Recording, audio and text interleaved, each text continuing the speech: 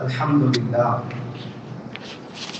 لله نحمده ونستعينه ونستغفره ونؤمن به ونتوكل عليه ونعوذ بالله من شرور أنفسنا ومن سيئات أعمالنا من يهده الله فلا مضل له ومن يضلله فلا هادي له وأشهد أن لا إله إلا الله وحده لا شريك له وأشهد أن سيدنا ونبينا وحبيبنا وشفيعنا ومولانا محمدا عبده ورسوله فقد قال الله تعالى إن الله وملائكته يصلون على النبي يا أيها الذين آمنوا صلوا عليه وسلموا تسليما اللهم صل على محمد وعلى آل محمد كما صليت على إبراهيم وعلى آل إبراهيم في العالمين إنك حميد مجيد أما بعد فيا عباد الله أوصيكم وإياي أولا بتقوى الله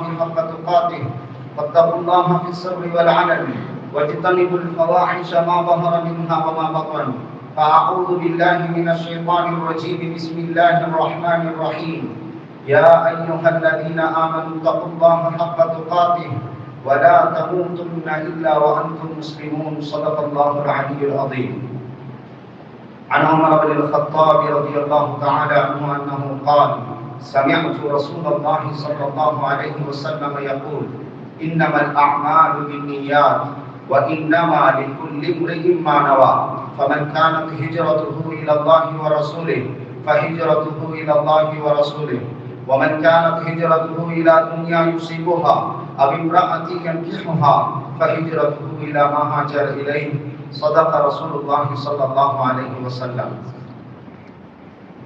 விண்ணிலே விண்மீன்களையும் மண்ணிலே மனித ஜீவராசிகளையும் படைத்து பரிபாலனம் செய்து கொண்டிருக்கக்கூடிய அந்த அல்லாஹ் அவன் அரசர்களுக்கெல்லாம் அரசன் யாதொரு வஸ்துவின் மீதும் எவ்வித தேவையும் அற்றவன் என்று சாட்சி கூறியவனாக சர்தாரே ஆலம் தாஜுல் மதீனா என் உயிரிலும் மேலான அருமை நபிகள் நாயகம் ஸல்லல்லாஹு அலைஹி வஸல்லம் அவர்களின் மீதும் அன்னாரின் குடும்பத்தார்கள் தோழர்கள் கிளையார்கள் சஹாபாக்கள் தாபிஊன்கள் தபஉ தாபிஈன்கள் இன்னும் இந்த தீன் நம்பரை இலகுவாக வந்து சேர வேண்டும் என்ற நல்ல நோக்கில் அல்லும் பகலும் அயராது பாடுபட்ட நால்வரும் இமாம்கள் நாதாக்கள் நல்லடியார்கள் முக்மீனான முஸ்லிமான ஆண்கள் பெண்கள் அனைவர்களின் மீதும் அல்லாஹ்வின் சாந்தியும் சமாதானமும் உண்டாவதாக என்று துஆ செய்து கொள்கிறேன்.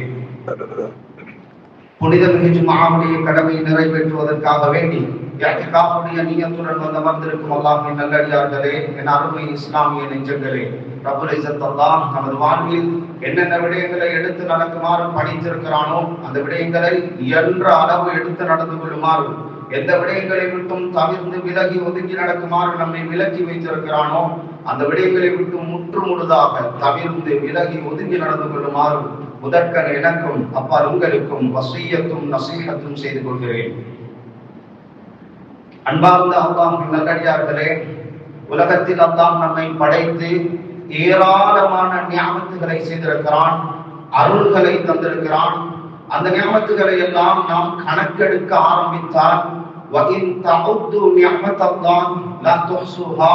அல்லாஹ்வினுடைய நியாமத்துகளை எல்லாம் நீங்கள் கணக்கெடுக்க ஆரம்பித்தால் உங்களுடைய கால்குலேட்டர் வேலை செய்யாது, அதை மட்டிட முடியாது. அந்த அளவுக்கு ஏராளமான நியாமத்துகளை எல்லாம் தந்திருக்கிறான். நமக்கு ஒரு அருள் கிடைக்கும் பொழுது, ஒரு நியாமத் கிடைக்கும் பொழுது எப்பொழுதும் அந்த நியாமத்தை அந்த அருளை மதித்து நடந்து கொள்ள தெரிய வேண்டும், நன்றி உள்ளவர்களாக இருந்து கொள்ள தெரிய வேண்டும், அந்த நியாமத்துகளை பாதுகாக்க தெரிந்து கொள்ள வேண்டும். அன்பார்ந்தவர்களே, எத்தனை விதமான நியாமத்துகள். உதாரணத்துக்கு சொல்வதாக இருந்தால் நமது ஆரோக்கியம், சுப்ஹானல்லாஹ், எவ்வளவு பெரிய ஒரு நியாமத். இன்று சமூகத்தில் எத்தனையோ பேர் இருக்கிறார்கள், பார்க்க முடியாதவர்கள், பார்வையை இழந்தவர்கள் இருக்கிறார்கள், பேச முடியாதவர்கள், பேச்சை இழந்தவர்கள் இருக்கிறார்கள். கேட்க முடியாமல் செவி புலனை இழந்தவர்கள் எத்தனையோ பேர்கள் இருக்கிறார்கள். பிடிக்க முடியாமல் நடக்க முடியாமல் எத்தனையோ பேர் இருக்கிறார்கள், ஏங்கிக் கொண்டிருக்கிறார்கள். இது நமக்கு திரும்பவும் கிடைத்து விட்டால் இந்த விடயங்களை என்னால் ஒரு தடவையாவது சாதித்து விடலாமே என்று நாம் அன்றாடம் அனுபவித்துக் கொண்டிருக்கக்கூடிய எத்தனையோ அருள்கள் அவர்களிடத்தில் இல்லாமல் ஏங்கிக் கொண்டிருக்கக்கூடிய எத்தனையோ பேர் சமூகத்தில் இருக்கிறார்கள். எத்தனையோ பேர் நோயாளிகளாக இருக்கிறார்கள். எத்தனை விதவிதமான நோய்கள். ஒரு நாள் காலையில் நம்முடைய பெரிய ஆஸ்பத்திரி மாத்தளையினுடைய ஜெனரல் ஹாஸ்பிட்டல் என்று வைத்துக் கொள்வோம், காலையில் போய் நின்று பாருங்கள், சுப்ஹானல்லாஹ், எத்தனை நோயாளிகள் விதவிதமான வித்தியாசமான நோய்களை கொண்டு எடுத்துக்கொண்டு வருகிறார்கள், அட்மிட் ஆகிறார்கள்.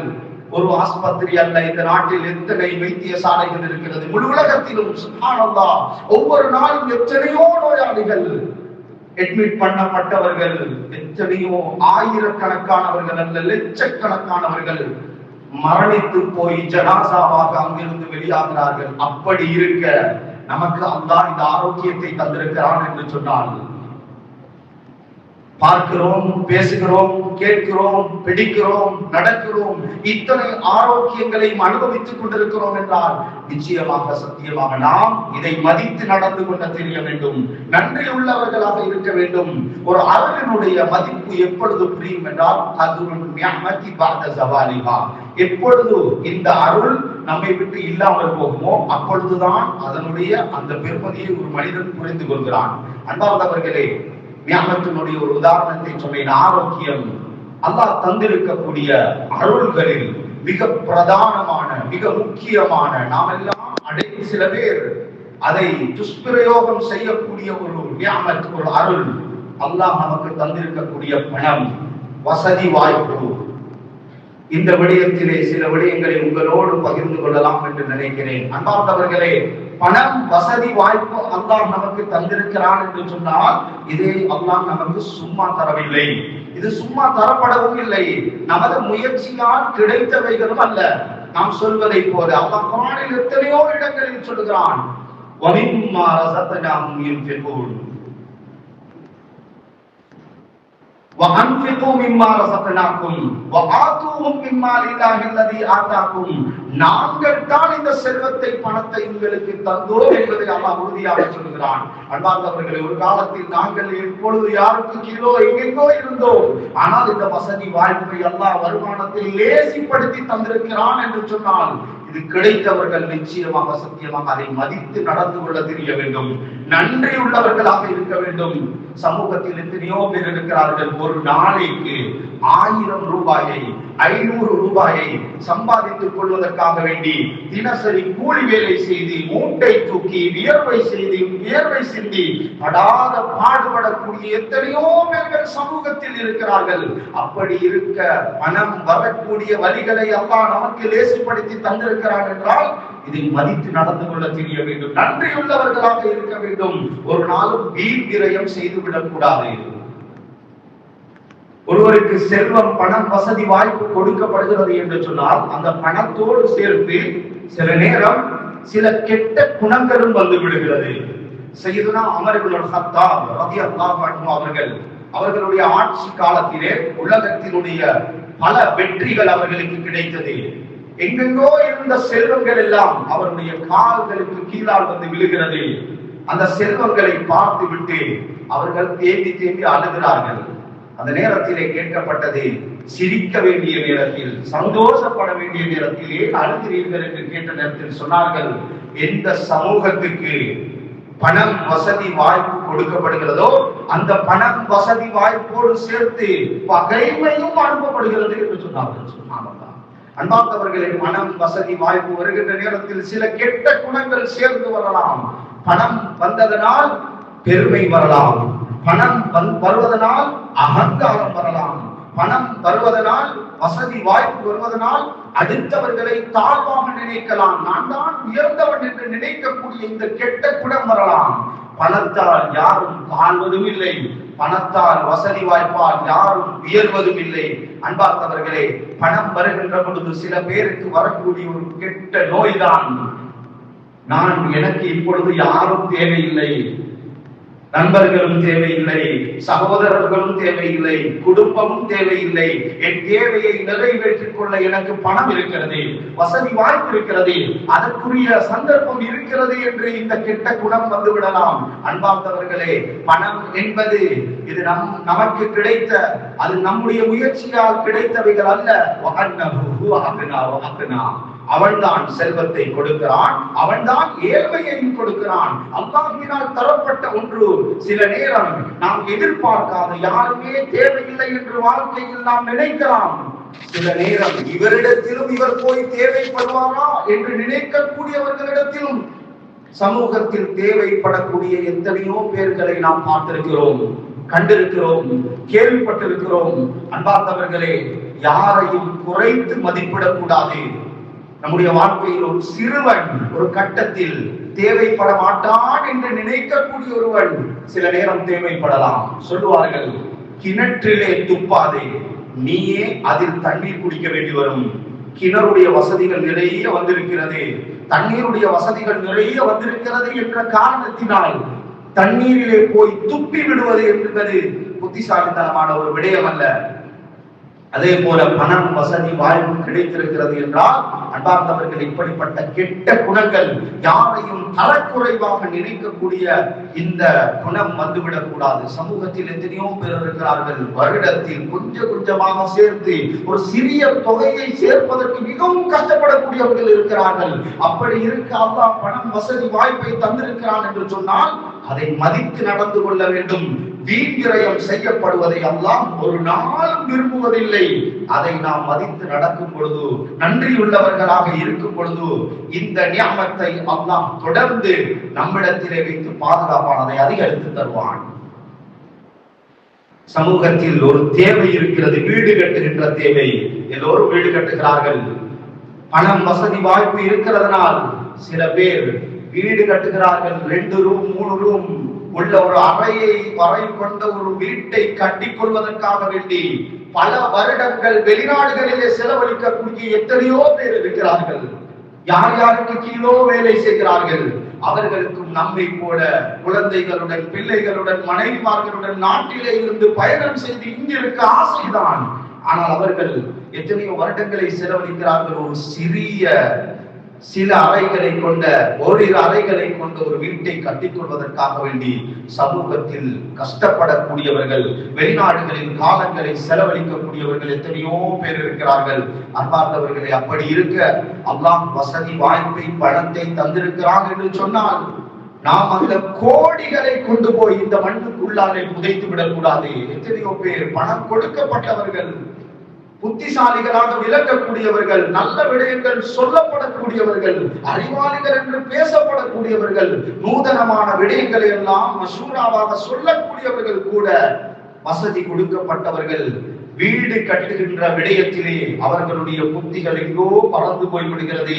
வித்தியாசமான முறைகளை நடந்து கொள்கிறார்கள், வீண் விரயம் செய்கிறார்கள். அன்பார்ந்தவர்களை, பணத்தை அல்லாஹ் விரும்பியவர்களுக்கும் கொடுப்பான், விரும்பாதவர்களுக்கும் கொடுப்பான்.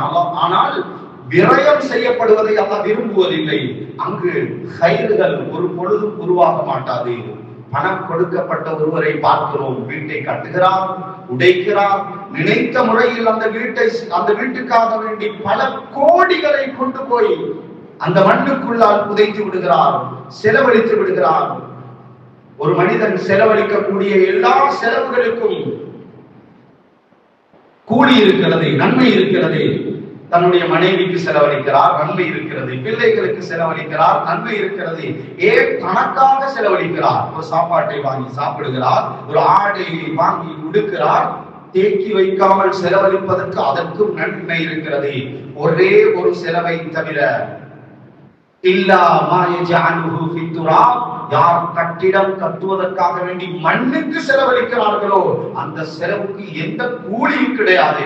அன்பார்ந்தவர்களை, அப்படி இருக்கும் பொழுது நன்மையே இல்லாத ஒரு விடயத்துக்காக வேண்டி கோடிக்கணக்கில் போய் சமூகத்தில் அந்த வீட்டுக்காக வேண்டி செலவழித்து விடுகிறார்கள். அன்பார்ந்தவர்களை, வீடு என்பது தேவைக்கு ஏற்ப கட்ட வேண்டும். வீடு கட்டுவது பிழை இல்லை, ஆனால் தேவைக்கு ஏற்ப கட்ட வேண்டும். அதில் சுகம், அமைதி கிடைக்க வேண்டும். ஆனால் வீடு கட்டுகிறார்கள் பெருமைக்காக வேண்டி. அதை பெருமையாக சொல்லுகிறார்கள். எனக்கு மாத்தலையில் ஒரு வீடு இருக்கிறது, கண்டியில் ஒரு வீடு இருக்கிறது, கொழும்பில் ஒரு வீடு இருக்கிறது. சுப்ஹானல்லாஹ், அவர்களுடைய வீட்டை வைத்து பெருமைப்படுகிறார்கள். வீட்டை வந்து மக்கள் பார்த்து விட்டு இப்படியெல்லாம் வீடு கட்ட முடியுமா, அரண்மனையா, அரபிகளா என்று சொல்லும் அளவுக்கு அப்படி ஆச்சரியமாக பேசப்படுவதை விரும்பி வீடு கட்டக்கூடிய எத்தனையோ பேர்கள் இருக்கிறார்கள். அன்பார்ந்தவர்களே, வீடு என்பது பெருமை பேசுவதற்காக வேண்டி அல்ல, வீடு என்பது தேவைக்கு ஏற்ப கட்ட வேண்டும். எத்தனையோ பேர் கட்டினார்கள் பெரும் பெரும் வீடுகளை. நிம்மதி கிடைக்கும், சந்தோஷம் கிடைக்கும், அமைதி கிடைக்கும். அந்த அமைதியையும் சந்தோஷத்தையும் நிம்மதியையும் குடிசையில் வாழக்கூடியவர்கள் கூட அனுபவித்துக் கொண்டிருக்கிறார்கள். ஆனால் பெரும் பெரும் வீடுகளை கட்டிய எல்லோரும் சந்தோஷமாக இருக்கிறார்கள் என்பதை மட்டும் நினைத்து விடாதீர்கள். அன்பார்ந்தவர்களை, பெரும் பெரும் வீடுகளை கட்டியவர்கள் இன்று நினைக்கிறார்கள் வீடு கட்டுவதற்கு முன்னால் இருந்த சந்தோஷமும் நிம்மதியும் அமைதியும் போய்விட்டது. இப்பொழுது இருந்து யோசிக்கிறார்கள், எல்லோரும் வருவார்கள், தங்குவார்கள் என்று நினைத்துதான் வீடு கட்டினார்கள். ஆனால் வீடு கட்டியதற்கு முன்னால் யாரும் வருவதில்லை, வந்தாலும் யாரும் தங்குவதில்லை. மிக அவசரமாக சென்று விடுகிறார்கள். குடும்பம் பிரிந்து போய்விட்டது. இப்பொழுது உட்கார்ந்து யோசித்துக் கொண்டிருக்கிறார்கள், கணவனும் மனைவியும் இந்த வீட்டில் இருப்போமா அல்லது போய்விடுவோமா. சுப்ஹானல்லாஹ், எத்தனையோ பேர்கள் பேசுகிறார்கள், மசூரா கேட்கிறார்கள், யோசிக்கிறார்கள்.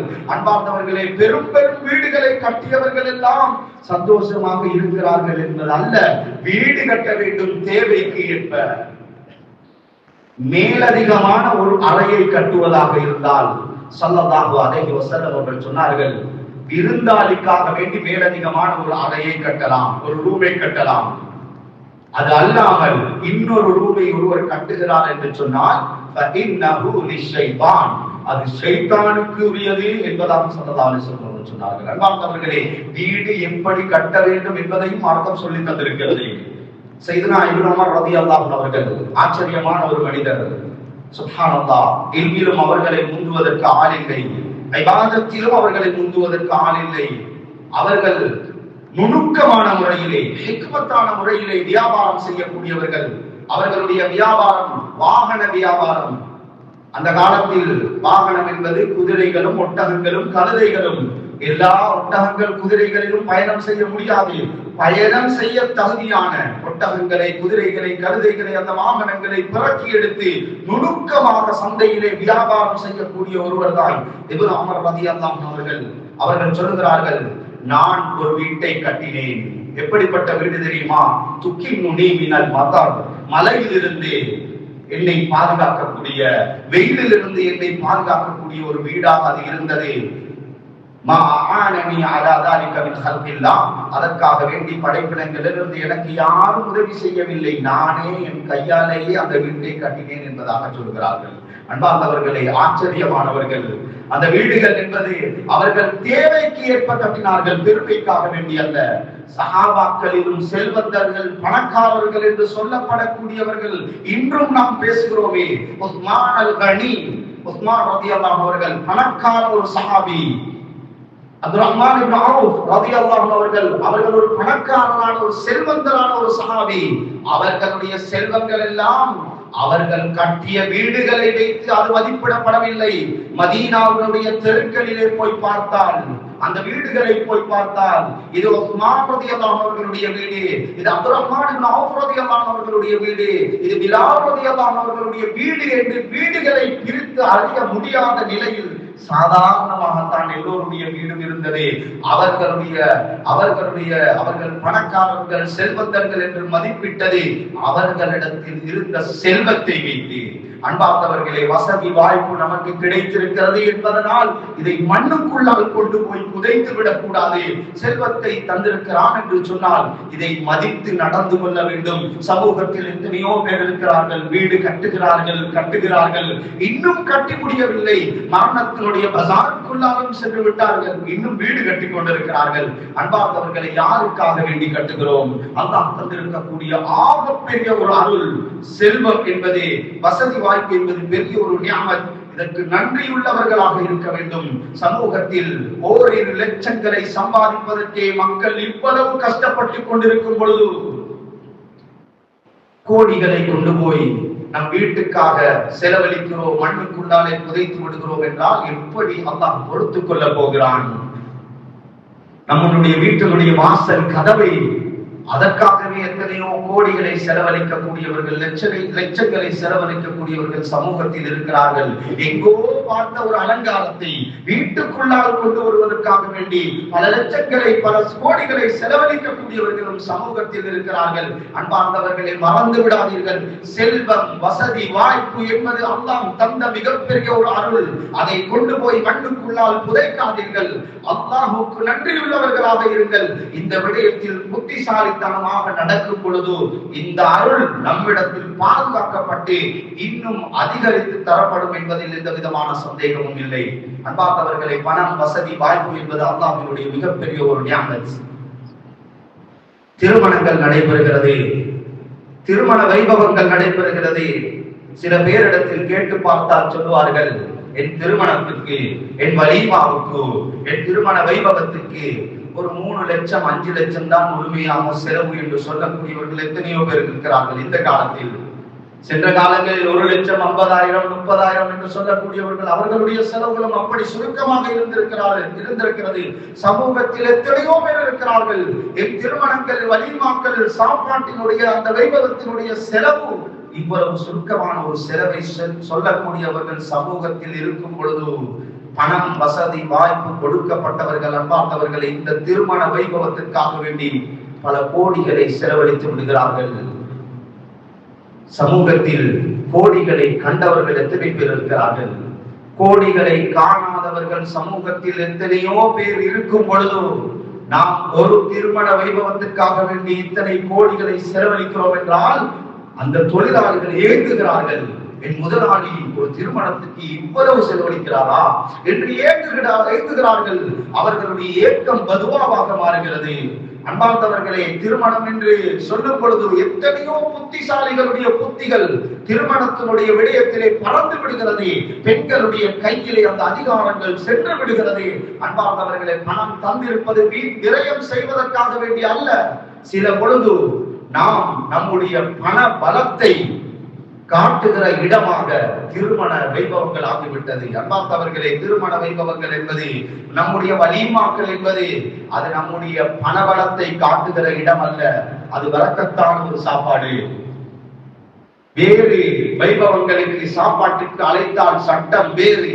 ஒருவர் தன்னுடைய வலிமாவுக்கு அழைத்தால் சட்டம் வேறு. ஒருவர் தன்னுடைய வலிமாவுக்கு அழைத்தால் அந்த வலிமாவுக்கு செல்வதை மார்க்கம் ஃபர்து ஐன் என்று சொல்லுகிறது. போக முடியாத ஏதாவது காரணங்கள் இருந்தால் தகுந்த காரணத்தை சொல்லி போகாமல் இருக்க முடியும். அப்படியா இல்லாமல் ஒருவருடைய வலிமாவுக்கு அழைத்தால் அவருடைய வலிமாவுக்கு செல்வது ஃபர்து ஐன். அப்படிப்பட்ட பரக்கத்து பொருந்திய அந்த வலிமாவினுடைய சாப்பாட்டை சில பொழுது நம்முடைய பணத்தால் அசிங்கப்படுத்தி விடுகிறோம். அன்பார்ந்தவர்களை, வலிமாவினுடைய சாப்பாடு ஒரு பரக்கத்தான சாப்பாடு. அந்த சாப்பாடுகளை நம் பணங்களினால் அவைகளை அசிங்கப்படுத்தி விடக் கூடாது. அவைகளினால் கயிறுகள் ஒரு நாளும் உண்டாக போவதில்லை.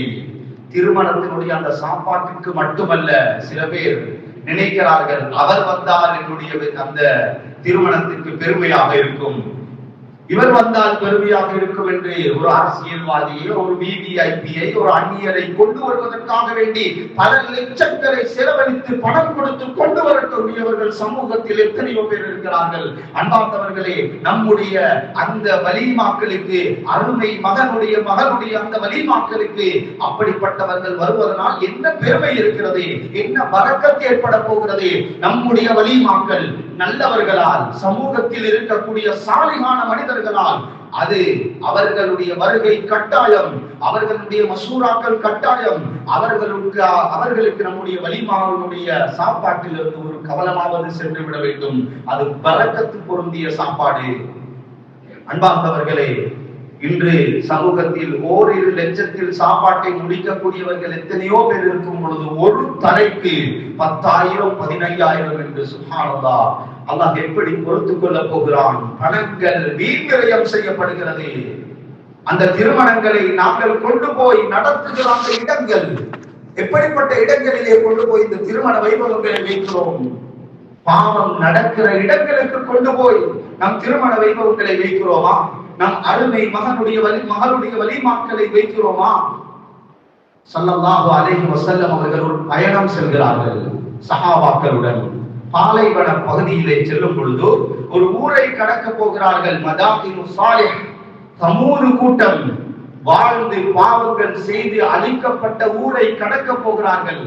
இப்பொழுது அந்த ஊரை கடப்பதற்கு முன்னால் சஹாபாக்களை முன்னால் நிறுத்திவிட்டு ஒரு அறிவிப்பு செய்கிறார்கள்.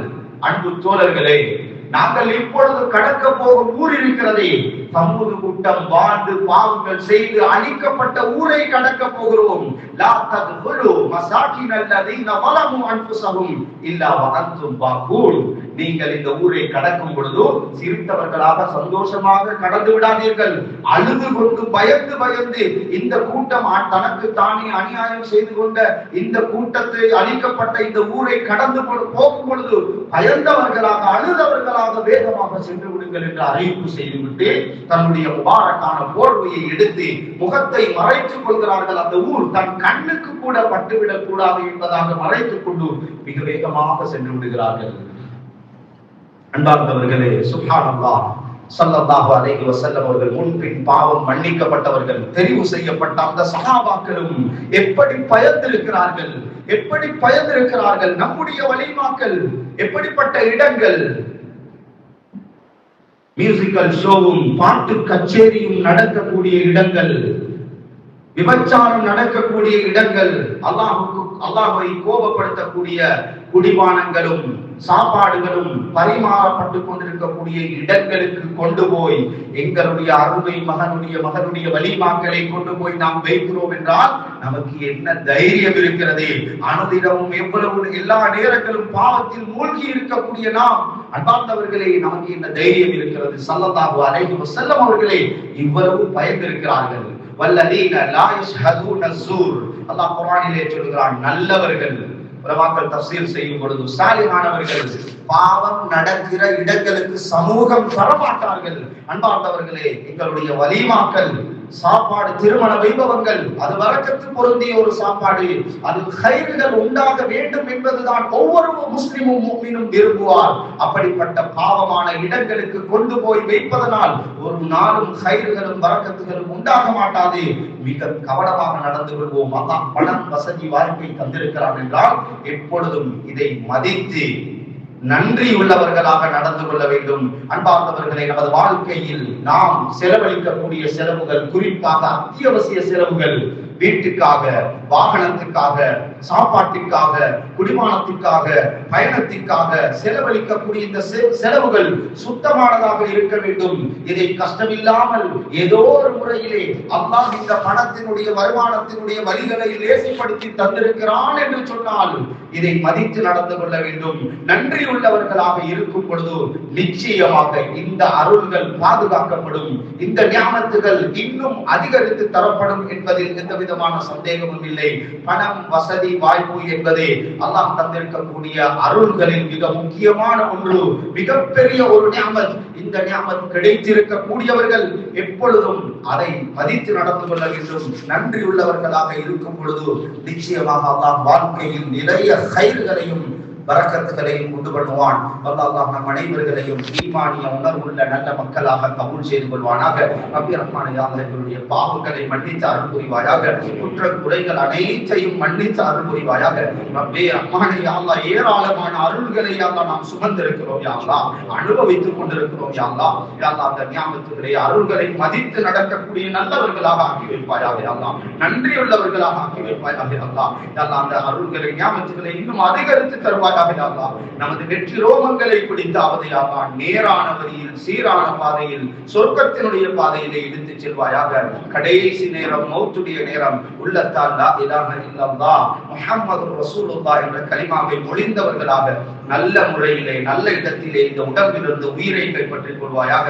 கபருடைய வாழ்க்கையை பிரகாசமானதாக ஆக்கி ஜன்னத்துல் ஃபிர்தௌஸ் என்ற அந்த உயர்ந்த சொர்க்கத்திலே கூட்ட குடும்பமாக வீற்றிருக்கக்கூடிய நல்ல சந்தர்ப்பத்தை நம் அனைவர்களுக்கும் புரா முஸ்லிம் உம்மாவுக்கும் ஏற்படுத்தி தந்தரும் புரிவாயாக. நமது துஆக்களை கபூல் செய்து கொள்வாயாக.